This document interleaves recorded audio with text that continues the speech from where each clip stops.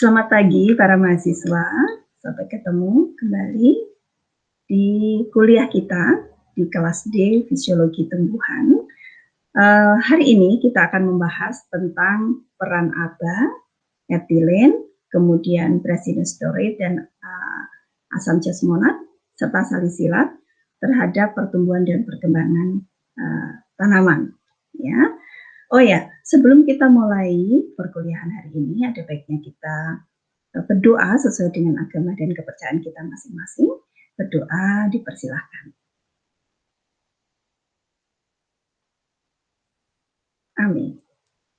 Ya, para mahasiswa, setelah kita pelajari kemarin terkait dengan auksin, gibberellin, dan sitokinin, ada baiknya kita juga belajar terkait dengan fitohormon yang lain, ya, sebagai dasar kita untuk penelitian maupun untuk mempelajari fitohormon yang lebih lanjut, ya. Baik, saya akan tayangkan PPT saya, materi saya. Silahkan ini menjadi model kalian, model pertama untuk mempelajari materi hari ini dan dikembangkan untuk besok siang kita akan diskusi terkait abscisic acid, kemudian etilen, kemudian Bacillus dan asam salisilat serta jasmonat acid. Kita akan diskusikan lebih lanjut juga lewat elok. Ya, baik, saya akan tayangkan materi saya.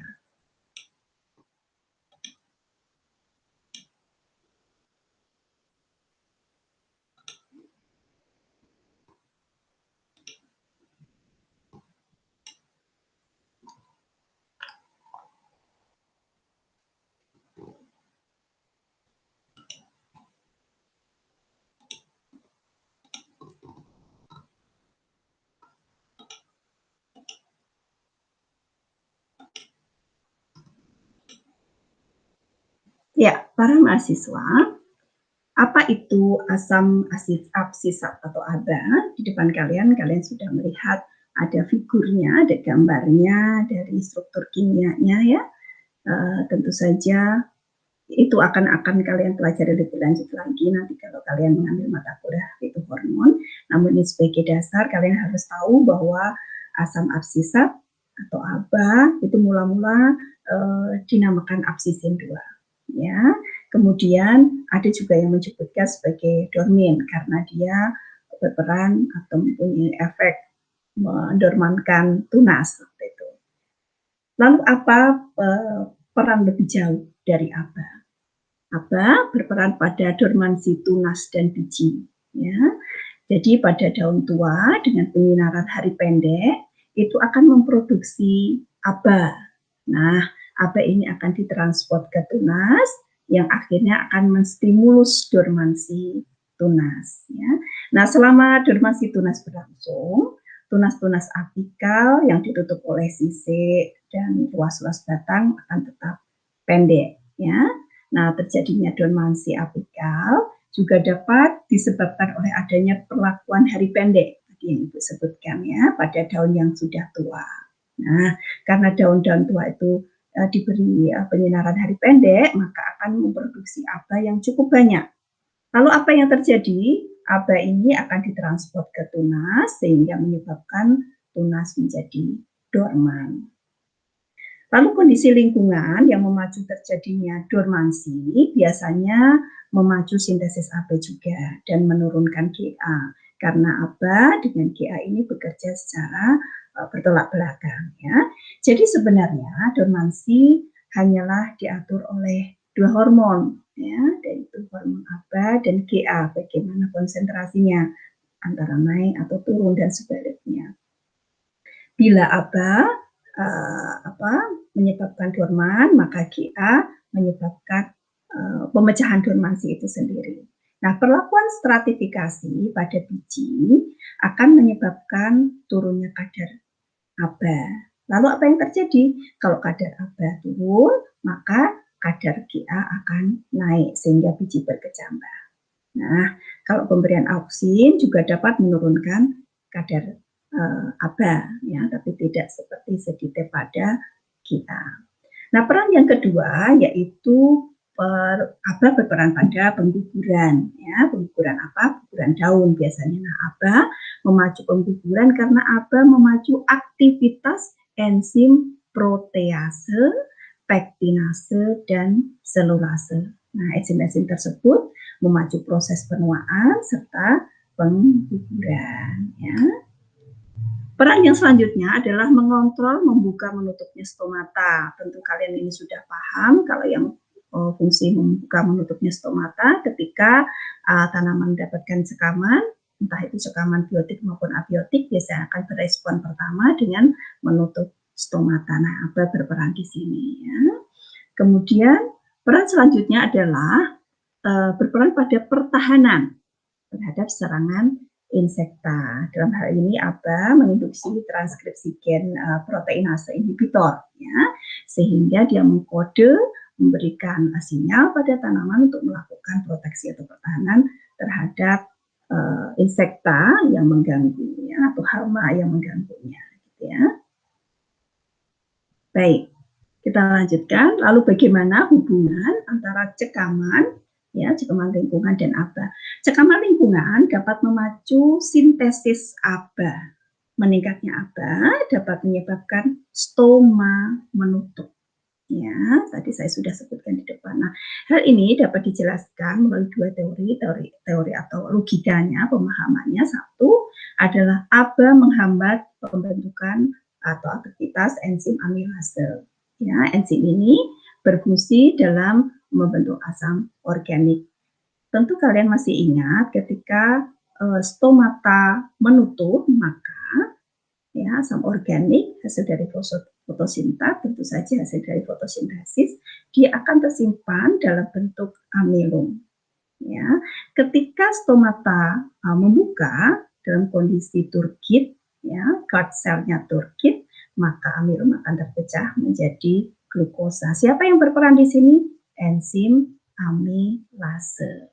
Maka dari logika itu, alur berpikir itu jelas terlihat bahwa si ABA berperan dalam membuka menutupnya stomata dengan cara apa? Yaitu menghambat pembentukan atau aktivitas dari enzim ini. Ya. Bagaimana dia bisa membuat atau mengubah amilum menjadi glukosa dan sebaliknya. Nah, peran yang kedua yaitu ABA mampu meningkatkan permeabilitas membran. Bagaimana caranya? Bagaimana alurnya? Yaitu dengan masuk keluarnya ion anorganik K dan Cl. Kalian juga pasti sudah paham ini bagaimana proses membuka menutupnya stomata akibat masuk dan keluarnya ion K dan Cl. Ya, bila dia masuk ke dalam gut cell, ya, diikuti oleh apa? Diikuti oleh air sehingga dia menjadi turgid atau penuh, ya, membentang begitu sehingga porus pada stoma akan membuka, ya. Nah, tekanan turgor sel penutup itu akan tekanan turgor yang tinggi akan membuat sel penutup menjadi turgid dan membuka lubang stomatanya, gitu ya. Nah, ini adalah mekanisme kerjanya ABA atau asam absisat. ABA sendiri adalah hormon penghambat utama, ya, pada tumbuhan. Itu hambatan yang ditimbulkan antara lain apa? Satu, menghambat pembelahan dan pembentangan sel. Oke, kalau kalian kemarin belajar tentang auksin, dia justru memicu, ya, pembelahan, pembentangan sel. ABA menghambat. Oke, yang kedua menghambat sintesis DNA dan RNA. Dengan cara apa? Caranya dengan menghambat enzim yang berperan dalam sintesis DNA dan RNA-nya. Oke. Yang ketiga, menghambat sintesis dan aktivitas enzim amilase, tadi sudah saya terangkan, dan protease, berkaitan dengan protein. Nah, kemudian yang keempat adalah memacu proses pengikatan Ka. Ya, pengikatan Ga maksudnya apa? Ga aktivitasnya dihambat. Ya, penghambatan Ga atau gibberellin ini melalui sintesis alfa amilase. Ya. AB juga bisa menginduksi dan mempertahankan dormansi biji. Ya, kalian tentu tahu bagaimana proses biji bisa berkecambah. Ya, maka yang dilakukan adalah pengaktifan GA. Nah, GA yang kalian pahami adalah GA kelotok atau dia bertolak belakang kerjanya, kinerjanya dengan ABA. Kalau GA meningkat, otomatis ABA-nya akan turun, gitu ya. ABA juga berperan dalam pertahanan terhadap serangan insekta. Tadi saya sudah sebutkan di depan melalui kemampuan apa? Yaitu menginduksi transkripsi gen proteinase inhibitor. Ya. Nah, ini adalah sintesis ABA. Dengan cara apa? Dari gliseraldehid 3-fosfat. Kalian masih ingat ya prosesnya bagaimana bisa terbentuk G3P. Hasil dari reaksi apa? Hasil dari siklus apa? Ya, kalian sudah tahu kemarin sudah belajar tentang fotosintesis. Nah, G3P ini melalui isopentenyl fosfat dan karotenoid akan membentuk ABA. Nanti prosesnya akan saya sampaikan. Letaknya ada di mana tuh ABA itu? Yaitu di bagian akar, kemudian daun-daun yang tua yang biasanya kita berikan cekaman kekeringan atau flooding, itu biasanya akan tersintesis ABA, kemudian ada di bagian biji. Tadi disebutkan berperan pada dormansi biji. Nah, transportnya bagaimana? Ketika dari akar, ya, ketika dia di sintesis di akar, maka dia ditransport ke organ lain melalui xilem. Sedangkan ketika dia di sintesis di bagian daun, terutama daun-daun yang sudah mengalami cekaman tadi, ya, nah kekeringan atau flooding atau cekaman salinitas dan lain sebagainya, dia akan ditransport melalui phloem. Okay. Ya. Nah, ini adalah proses sintesis ABA dari karotenoid ya. Kalian sudah pahami di situ karotenoid, kemudian dia akan membentuk xanthocin. Nah, xanthocin ini adalah prekursor pembentukan dari ABA ya. Karotenoid sendiri ada di fotosistem ya. Jadi dia otomatis juga banyak terdapat di dalam kloroplas ya. Pada bagian daun ya, kebanyakan yang punya fotosistem atau fotoreseptor adalah bagian yang punya warna ya. Baik, kita masuk sekarang ke materi terkait dengan etilen ya. Apa top etilen itu? Ini adalah salah satu dari itu hormon yang harus kita pelajari, kita kenali, dan ini banyak dimanfaatkan oleh kita nanti kalau kita bekerja di lapangan ya. Lalu perannya apa? Kita pelajari dulu ya. Perannya etilen apa? Pertama, berperan dalam dormansi biji, dormansi tuber, dan bulbus. Nah, ini saya sampaikan hasil risetnya. Ternyata etilen dari hasil riset dapat digunakan untuk mematahkan dormansi biji serealia. Ya, biji apel, kemudian tuber kentang, stolon, dan rizoma ya, itu terkait dengan tuber dan bulbus itu tadinya. Jadi dia mampu berperan dalam mematahkan dormansi hal-hal tersebut ya, dari biji, tuber, dan bulbus. Tetapi bila etilen diberikan dalam waktu yang lama, dia justru akan menghambat pertumbuhan pada tanaman. Ya, oke ya. Nah, peran yang kedua yaitu etilen berperan pada pertumbuhan akar dan batang. Nah, hal ini disebabkan karena etilen mampu menghambat pertumbuhan memanjang akar dan batang, tetapi dia memacu pertumbuhan lateralnya. Jadi dia menghambat pemanjangan, namun dia memacu pertumbuhan ke arah samping, ya, ke arah jari-jari. Nah, hal ini disebabkan karena sel-sel korteks. Ya, ingat kalian sel-sel korteks yang didominasi oleh parenkrim, ya, menjadi lebih besar tanpa diikuti pembelahan sel. Terjadinya penggelembungan ya, membesar itu tadi bagian tanaman yang berada di bawah tanah, yaitu misalnya bulbus, kemudian rizom gitu ya, juga diatur oleh etilen. Nah, oleh sebab itu, kalau kita mengenal di pasaran, kita mengenal ada etel atau etepon, misalnya gitu ya, itu adalah produk yang dijual di pasaran dan itu berisi etilen, itu sering digunakan untuk memacu pertumbuhan tuber dan tubus. Ya, kalau kalian nanti misalnya berkutat, berkecimpung dalam penelitian terkait tuber dan tubus, bisa memanfaatkan ini untuk mempercepat ya penggelembungan atau pembesaran hasil panen kalian yang diharapkan ya, entah itu rhizom, bulbus atau tuber ya.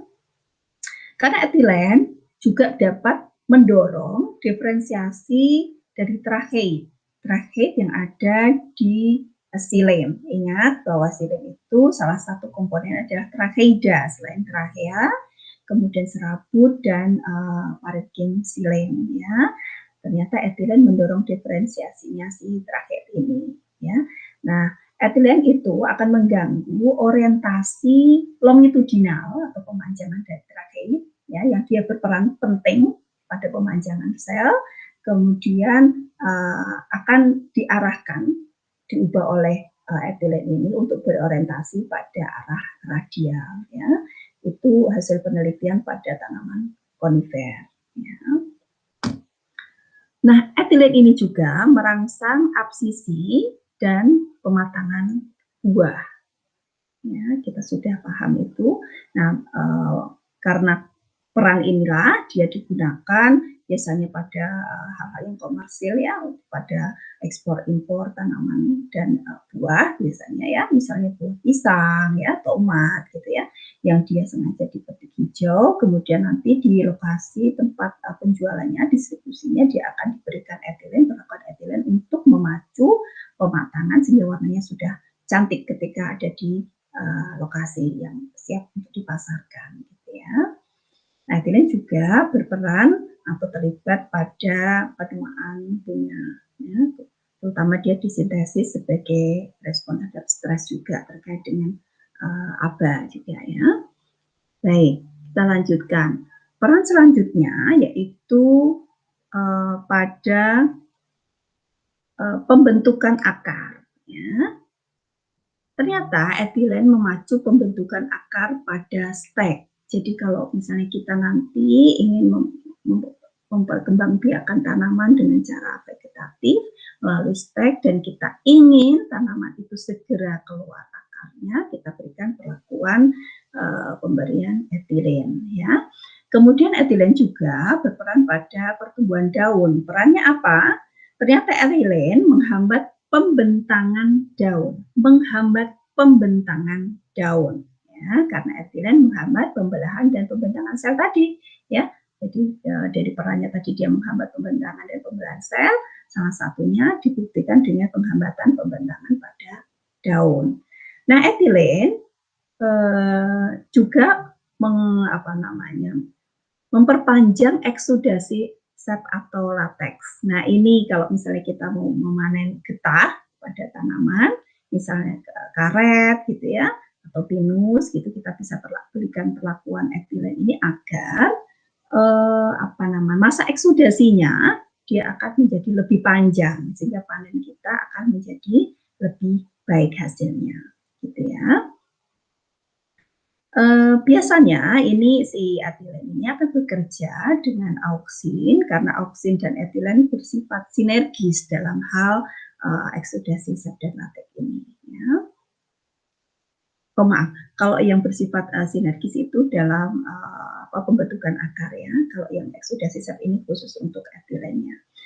Nah, peran yang selanjutnya adalah dari etilen adalah berperan dalam pembengkokan plumula ya. Jadi misalnya ini contoh kasus pada bibit kacang yang kita tumbuhkan di tempat yang gelap, plumulanya akan membengkok karena banyaknya sintesis etilen di daerah yang membengkok itu.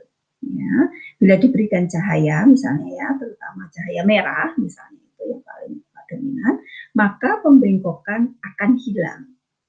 Tetapi bila diberikan cahaya warna merah jauh, red, ya, pembengkokan akan terjadi lagi. Nah, dari kenyataan ini jelas ada hubungan antara sintesis etilen dengan fitokrom. Oke. Nah, sekarang kita masuk ke peran selanjutnya dari etilen pada pembungaan. Ternyata etilen menghambat pembungaan hampir pada semua tanaman. Tapi ada perkecualiannya. Kenapa saya sebutkan hampir? Karena ada tanaman yang justru terpicu atau terstimulus karena adanya etilen. Ya, perkecualian itu pada tanaman apa?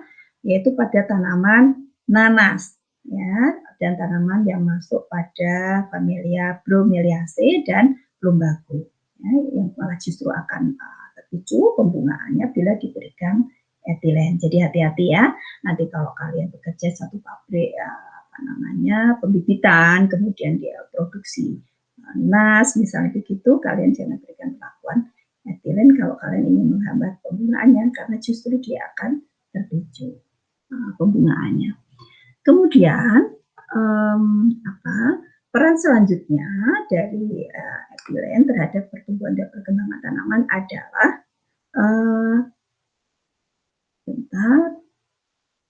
dia merangsang absisi. Ya, dia akan merangsang absisi pada tanaman. Ya.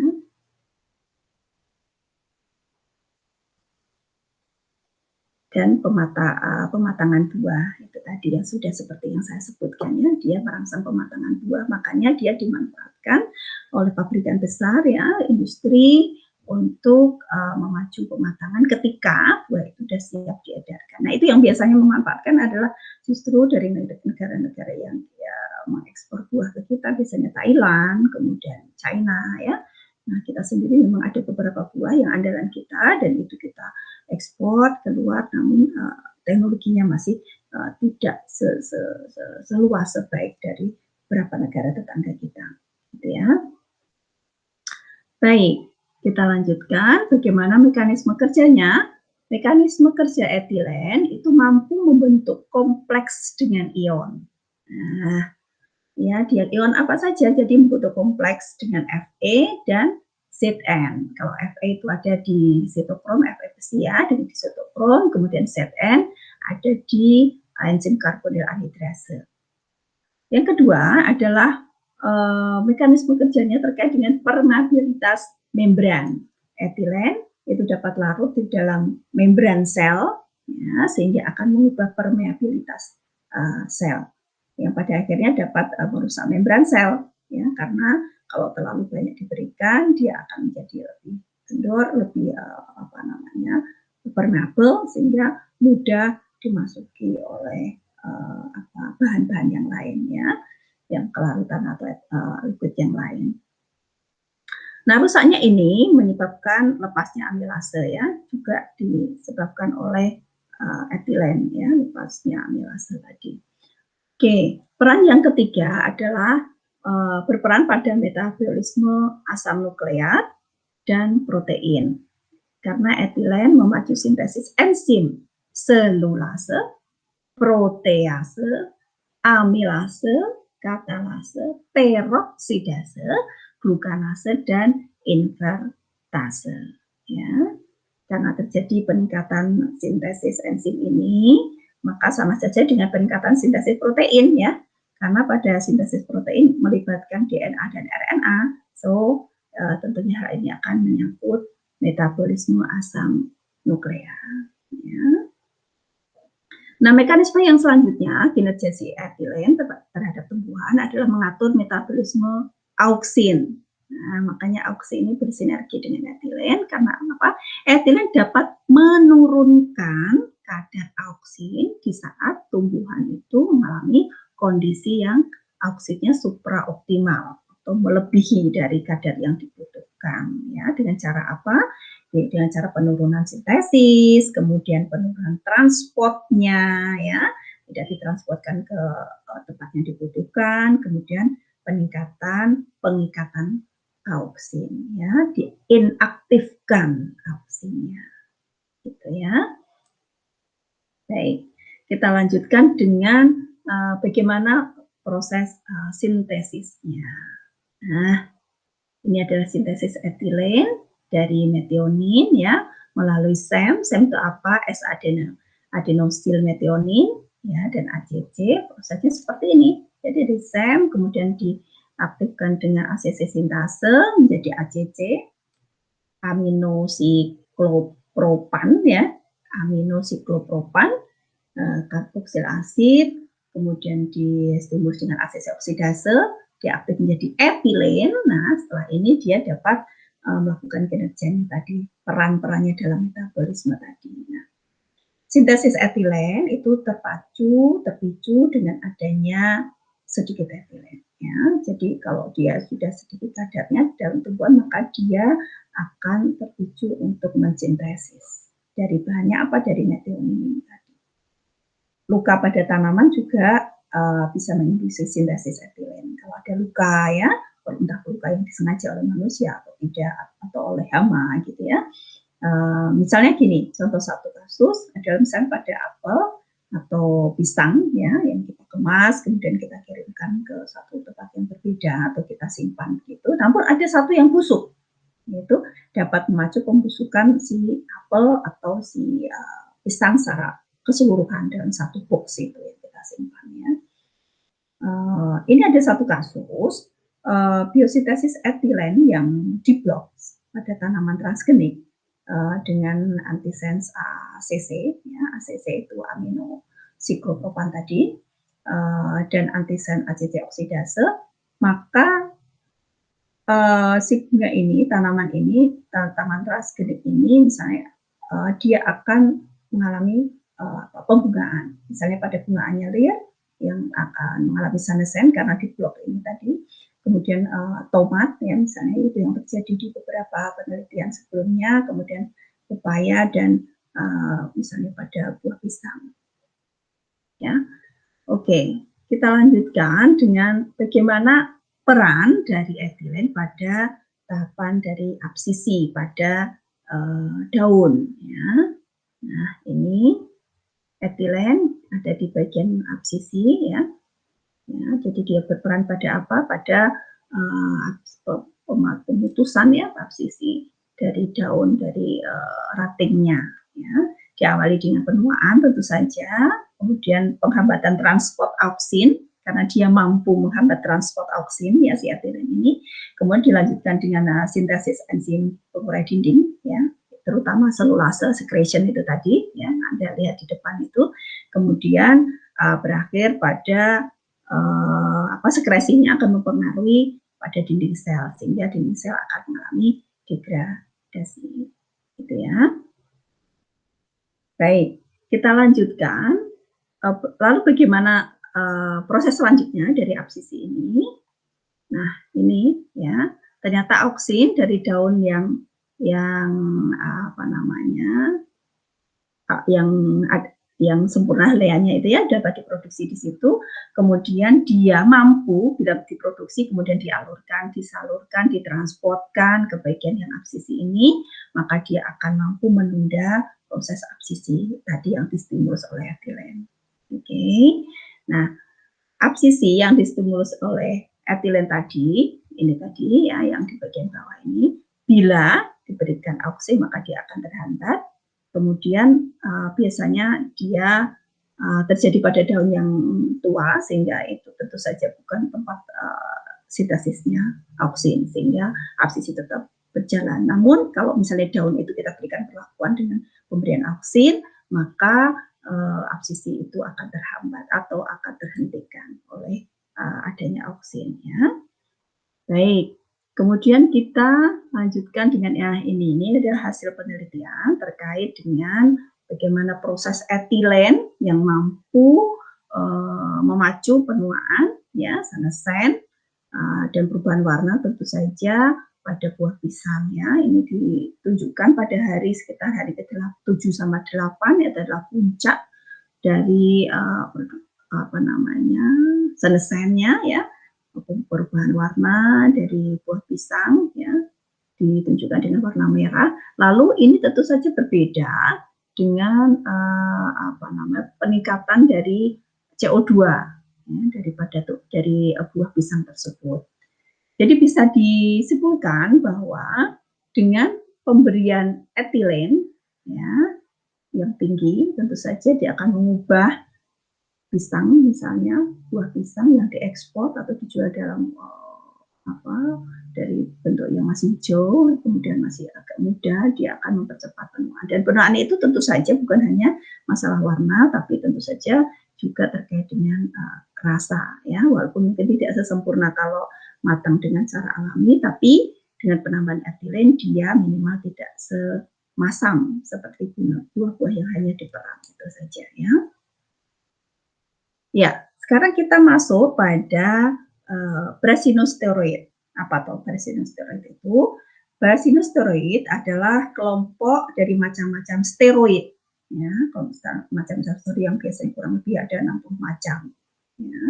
Nah, brasinosteroid ini dia sangat berperan dalam pembelahan sel, yaitu dengan peningkatan transkripsi gen yang mengkode cyclin D3, ya, D3.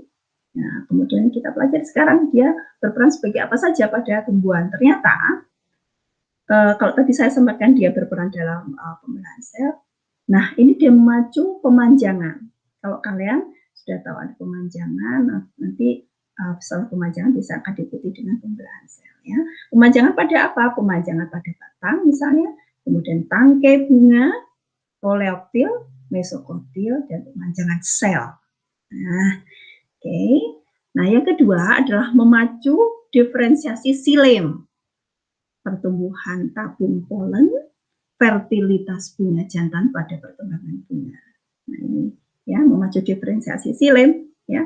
Silem menjadi apa saja, menjadi komponen-komponennya tadi, ya. Karena kalau kita tahu silem itu ada trachea, tracheit, ya, serabut silem, ada parenkim silem, ya. Tentu saja yang berdiferensiasi adalah jaringan dasar atau jaringan parenkim itu tadi, ya.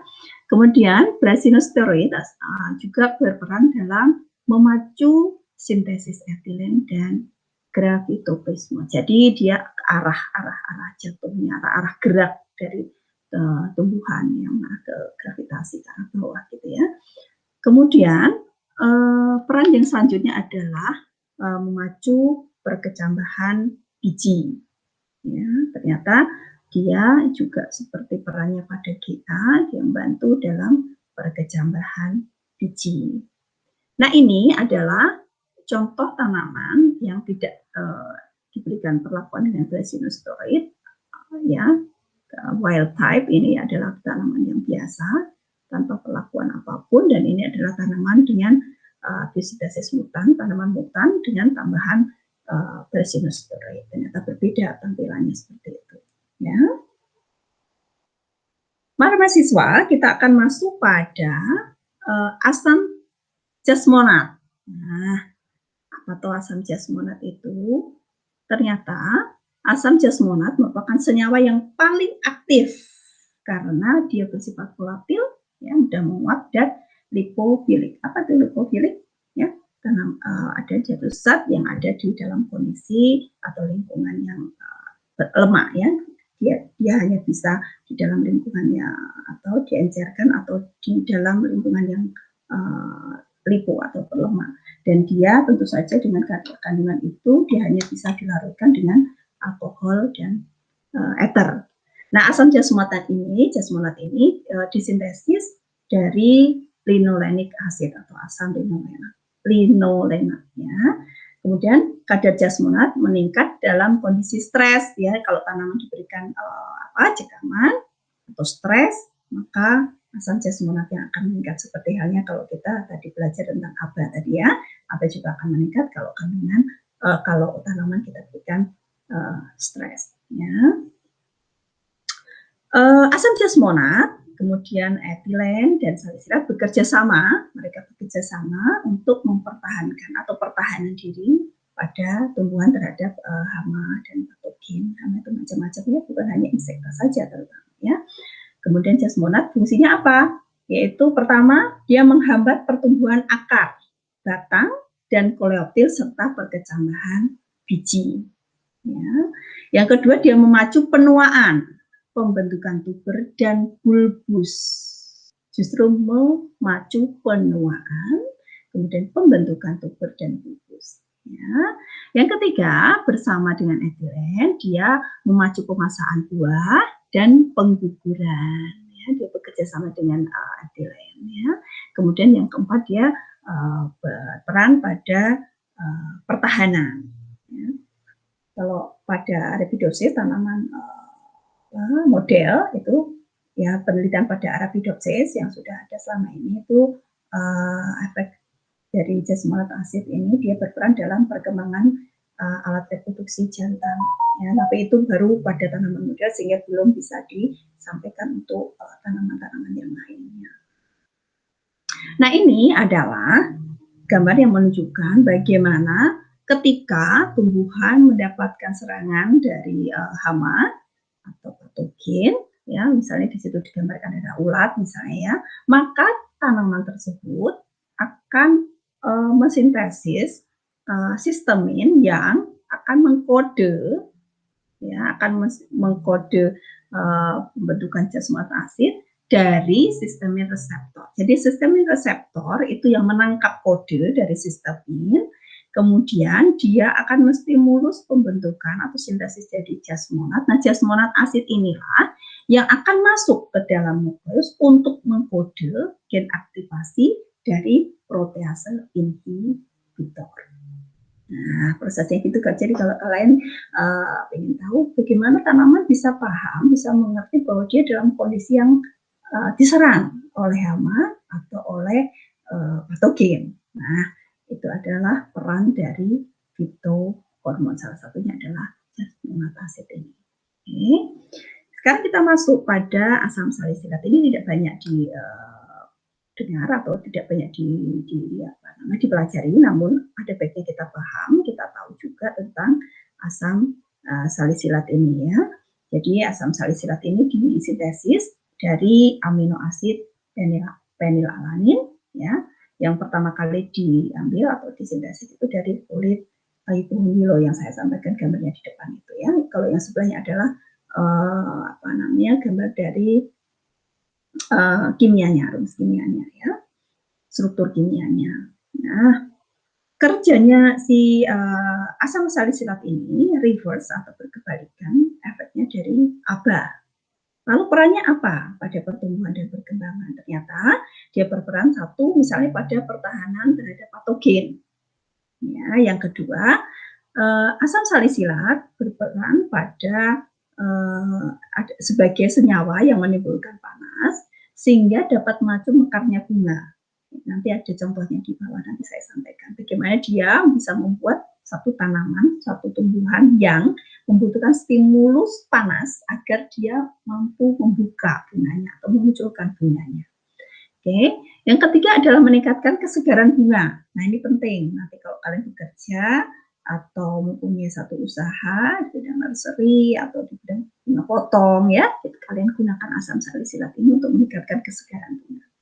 Kemudian yang keempat adalah menghambat sintesis etilen. Nah, menghambat sintesis artinya dia tidak bekerja secara sinergis dengan etilen dan bekerja pada penghambatan pentambahan biji. Ya, tentu saja ini seperti pada beberapa fitohormon yang kita pelajari tadi, jadi dia terkait dengan perkembangan biji dan sifatnya adalah menghambat. Oke, nah ini adalah gambar yang saya sampaikan sebagai contoh bahwa pada bunga aromekar dia distimulus oleh pemberian asam salisilat sehingga menimbulkan panas. Ya, kalau sudah timbul panas dari dalamnya masalah metabolismenya, maka dia akan memunculkan bunga. Ya, jadi dia harus distimulus dulu dengan pemberian asam salisilat. Nah, demikian para mahasiswa materi yang bisa saya berikan sebagai stimulus bagi kalian ya, bahan diskusi kalian agar kalian besok siang, ya, saya kira jam 9 sampai jam 11 kita akan ketemu kembali dan mendiskusikan hal ini lebih detail lagi. Kemudian saya ingin kelompok yang besok menjadi presentatornya atau yang berpresentasi akan memberikan materi yang lebih detail, terutama terkait dengan contoh penelitian terbaru terkait dengan itu hormon yang kita pelajari ini. Oke, para mahasiswa, kita akan ketemu besok siang ya, jam 9 sampai jam 10, tapi sebelumnya saya ingatkan kembali untuk mengaktifkan diskusi kita lewat Elo, kemudian diskusi di kelas besok pagi. Saya berharap sekali akan menjadi diskusi yang menarik ya, dan diskusi yang ramai. Oke. Sebelum kita akhiri, ada baiknya kita berdoa menurut agama dan kepercayaan masing-masing agar apa yang kita pelajari hari ini menjadi berkah untuk kita dan berkah untuk alam semesta. Berdoa, dipersilakan.